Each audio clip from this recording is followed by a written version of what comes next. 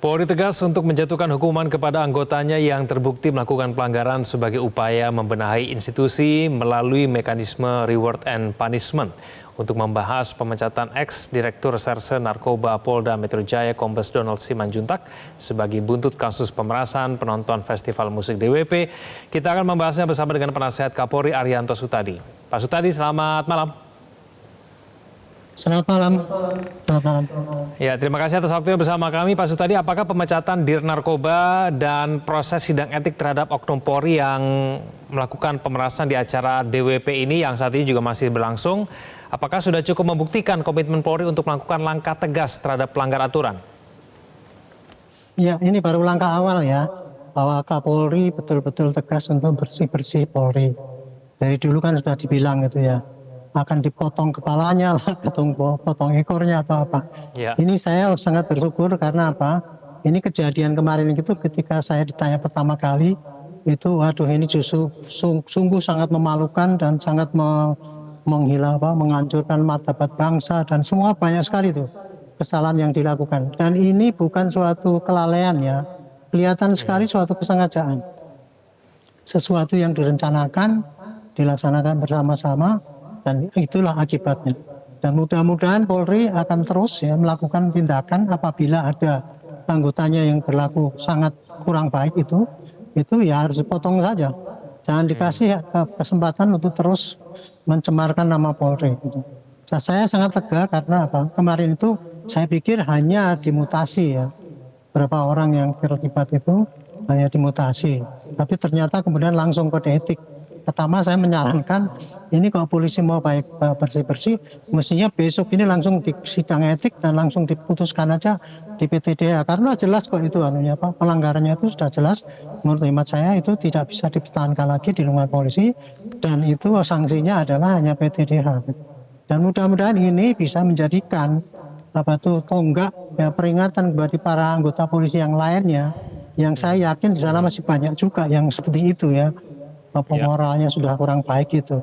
Mudah-mudahan ini contoh bahwa Kapolri akan bersih-bersih dan yang anggota yang masih bermoral seperti itu pasti akan dipotong selanjutnya. Dan saya mengharapkan ini hukuman ini dijalankan dan kemudian terus dikejar kepada pidananya juga. Karena itu jelas melakukan tindakan pidana, memeras orang, gratifikasi, dan kemudian menyalahgunakan wewenang, memutarbalikkan masalah. Itu jelas merupakan suatu pelanggaran yang sangat berat dan saya pikir ini tidak bisa dipertahankan untuk menjadi anggota Polri. Ya, Pak Sutadi, tapi yang di PTDH-kan ini mengajukan proses banding. Tidakkah ini menunjukkan bahwa sebetulnya ia mau mengatakan bahwa ia tidak sepenuhnya bersalah begitu? Tanggapan Anda bagaimana? Ya, itu hak dari setiap anggota yang diputus ya. Itulah polisi di dalam menjatuhkan suatu putusan pengadilan etik atau disiplin itu memberikan peluang HAM ya hak seseorang untuk membela diri ataupun memperjuangkan haknya. Dan untuk banding itu sudah ada dan kemudian nanti terserah kepada komisi banding yang akan memutus untuk itu. Itulah suatu contoh juga bahwa kita tidak main hakim sendiri tanpa prosedur yang baik ya. Nah, walaupun sudah welo-welo itu jelas gitu kayak, tapi prosedur tetap dilakukan.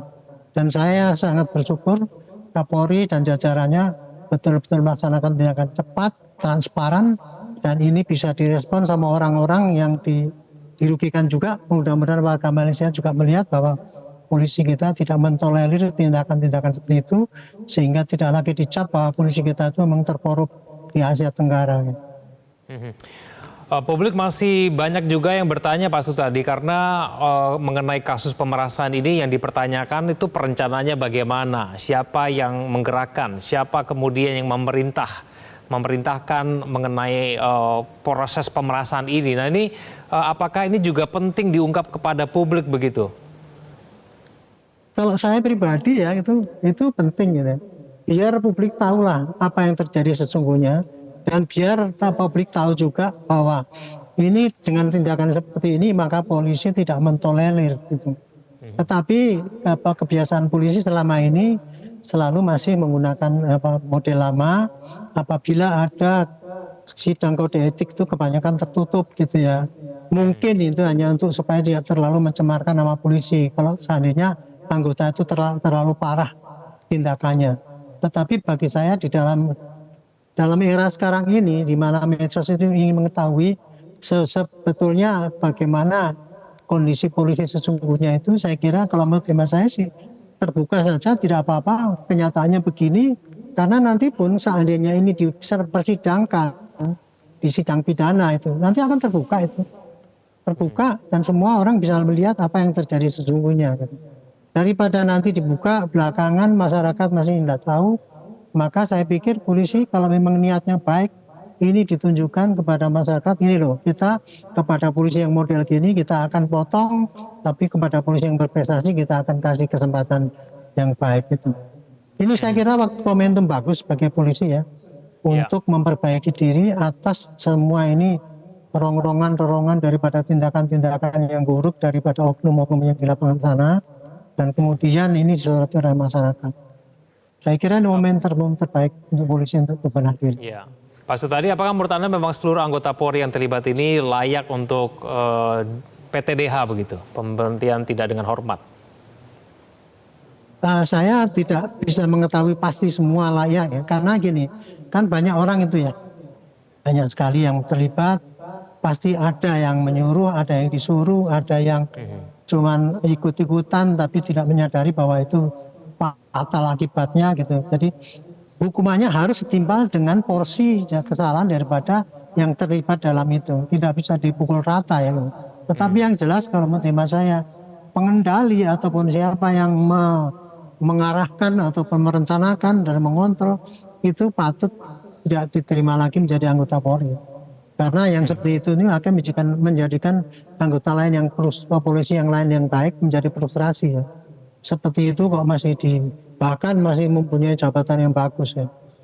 Gitu. Nah ironisnya ya kita bisa ngelihat ya bahwa yang di PTDA itu track recordnya bagus tuh ya. Itulah memberikan contoh ya bahwa polisi yang mempunyai keberhasilan yang sangat tinggi, prestasi di sana sini itu kadang-kadang juga tidak tahan juga dengan godaan. Kemudian kecurangannya nggak pernah ketahuan, nah sekarang ketahuan. Nah contoh seperti inilah yang menurut hemat saya ini perlu di blow up sehingga yang lain tidak akan ikut-ikutan. Saya kira ya selama ini polisi berbuat curang karena melihat yang curang tidak ditindak dan kemudian dia ikut-ikutan juga sehingga banyak sekali yang oknum yang melakukan tindakan curang. Tetapi apabila ini di blow up dan kemudian bagaimana dengan jeratan pidananya? Ini kan jelas sekali nih anggota Polri terlibat dalam kasus pidana. Nah, saya yakin ya itu nanti habis di PTDA pasti akan diikuti dengan pidana. Kalau tidak itu namanya membeda-bedakan sama karena semua orang itu ya di depan hukum kan sama itu. Ini jelas dia melakukan pemerasan itu untuk unsur pidana dan buktinya sudah ada. Tinggal mau diproses apa enggak gitu aja. Tapi saya pikir ini kesempatan bagus ya, harus diproses. Perkara nanti oleh hakim diputus bebas, nah, kita nggak ngerti. Tapi kalau menurut hemat saya ini buktinya sudah ada, sudah tersiar di mana-mana. Kemudian apabila tidak diproses pidana, maka polisi akan masih menyisakan aib yang masih ditutupi oleh polisi. Pak Sutadi, karena kemudian yang terlibat dalam kasus ini itu terdiri dari berbagai instansi ya, baik dari tingkat Polsek, Polres, lalu kemudian Polda. Jadi ada juga yang meyakini bahwa tidak hanya sejumlah anggota Polri ini saja kemudian yang layak di sidang etik. Ada pihak-pihak lain juga yang mungkin layak untuk terlibat begitu. Menurut Anda bagaimana, Pak Sutadi? Ya, intinya kan kalau kita mau memidanakan ya, kalau kode etik aja kemarin kan periksanya lama itu. Karena itu menggali apa yang sesungguhnya terjadi. Siapa saja yang terlibat dan bagaimana peranannya. Makanya sidangnya juga cukup lama ya. Sidang etik tidak hanya gergetan, kemudian hanya kurang lebih kabar berita gini, kemudian langsung diyakini sebagai suatu kebenaran. Tapi tetap digali apa yang sebenarnya terjadi dan siapa saja yang terlibat dan bagaimana peranannya di situ. Saya kira ini nanti apabila kode etik sudah jalan, kemudian diteruskan dengan penyidikan atas pidananya itu lebih detail lagi Pak itu. Dan itu pasti lebih cermat lagi dan kemudian kepada siapa yang salah, beratnya berapa, pasti hukumannya setimpal dengan tindakan yang dilakukan itu. Ya walaupun beda-beda ya unsurnya itu saya sih karena kebetulan nih dalam satu event yang sama gitu ya. Pasti itu Ya. pasti ada keterkaitannya antara satu sama lain, bukan hanya satu orang berbuat ini, karena itu kan semacam terstruktur kan itu kan. Diperiksa kemudian urinnya diperiksa, dibawa ke Polda Metro, kemudian diperas dan sebagainya. Kan tidak perorangan yang melakukan, tapi bersama-sama. Nah, tinggal nanti siapa yang mempunyai faktor salah terberat, itu pasti akan jatuh hukuman yang berat juga. Tapi kalau yang hanya sedikit kesalahannya, pasti kesalahan sanksinya lebih ringan. Tapi saya baik, tidak kita tahu akan- persis apakah semua harus tidak atau tidak. Oke, baik Pak Sutadi, kita akan tunggu ya nanti proses sidang etik untuk oknum polisi selanjutnya akan seperti Iya. apa putusannya. Terima kasih Pak Sutadi sudah bergabung sama kami di Prime Time News. Selamat malam. Jelajahi cara baru mendapatkan informasi. Download Metro TV Extend sekarang.